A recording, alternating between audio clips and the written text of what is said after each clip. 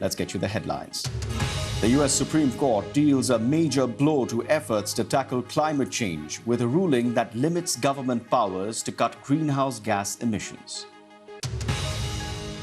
As NATO leaders wrap up their summit in Madrid, President Biden says the United States and its allies will stick with Ukraine for as long as it takes. Sri Lanka's worst economic crisis deepens. The island is close to running out of fuel.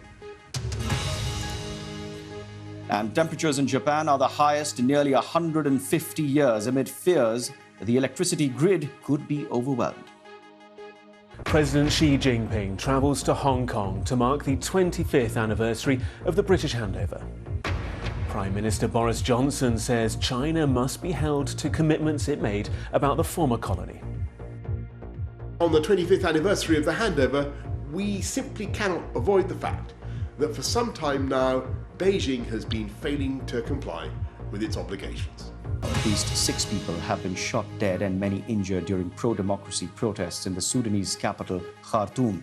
Large crowds gathered in several other cities as well, calling on the army to leave politics following a military coup which toppled the government last October. Bridges in Khartoum have been blocked and the internet has been cut off to try and stop people from marching. Poland says it has completed a new steel fence along its border with Belarus to curb the flow of undocumented migrants. The $350 million barrier is over 5 meters high and will be equipped with surveillance cameras.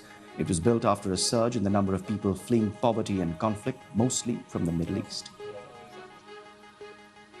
Ice cream maker Ben & Jerry's has said it doesn't agree with the deal made by its parent company Unilever, which allows its ice cream to be sold in Israeli settlements in the occupied West Bank.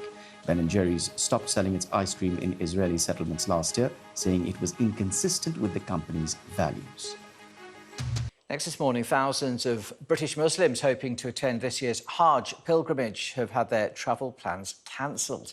Earlier this month, the Saudi Arabian government announced that travellers could no longer book through agencies and would instead have to apply through a lottery system. However, many say their bookings failed and are now worried they could lose thousands of pounds.